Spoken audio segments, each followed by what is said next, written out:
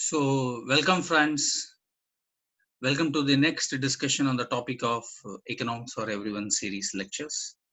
Um, we are discussing under the topic of theories of factors of production. We discussed the relevance of theories of factors of production.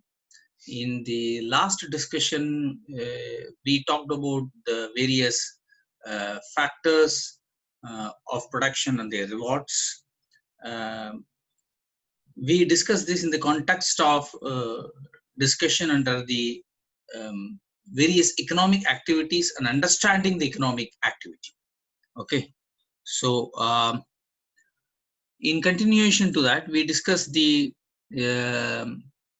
some of the factors of distribution and reward, namely what we call it as the theory of wages to start with.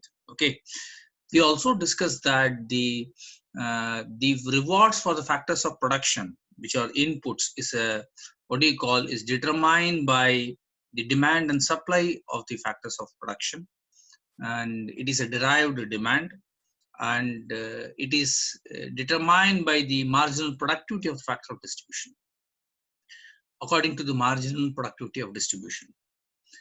So in the context, we discussed the theory of wages, how wages as a reward are determined for the factor of production called the labor.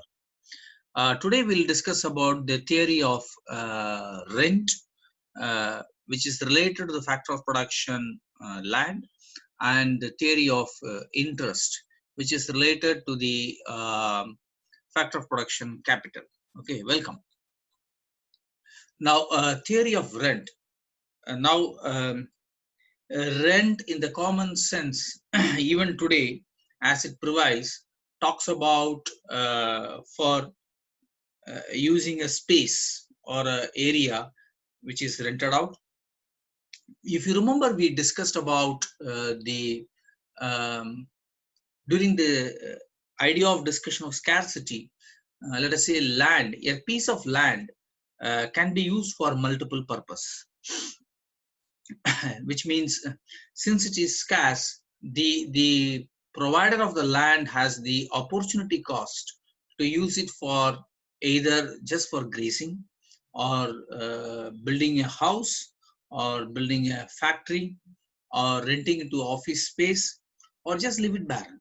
Yeah, so depending upon the benefits of the landowner. Okay, so hence it becomes an issue in the sense that in general in economics, the issue is not only scarcity, but it is also an issue of choice. Okay, so when scarcity combines with the issue of choice, then the what do you call it as the idea of optimal utilization of resources starts. Okay, so we all know that when the landowner has to part with the piece of land, he has to be rewarded from the very logic of the opportunity cost, that he or she could have used that land for different purpose and probably for a much more productive, gainful employment of that resource. Okay, so the theory of rent follows the same path logic. Theory of rent, the basic discussion on the theory of rent was provided by none other than the well-known classical economist David Ricardo, who defined rent as the part of the total produce from a piece of land, which is paid to the landlord for having used the original and indestructible powers of soil. Okay, I repeat it. Ricardo defined rent as the part of the total produce from a piece of land, which paid to the landlord for having used the original and indestructible powers of soil. In the ordinary sense, rent is a price paid per unit of time for the services of this durable good, particularly land and buildings. In modern economics, the term rent is given a more specific meaning as it is referred to as economic rent, because economic gain.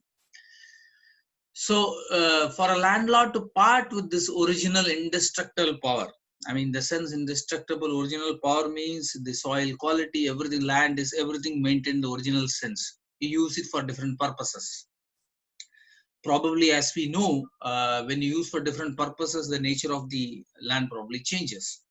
And to be precise, that in today's context, in fact, this is itself is a big growing business, renting the space.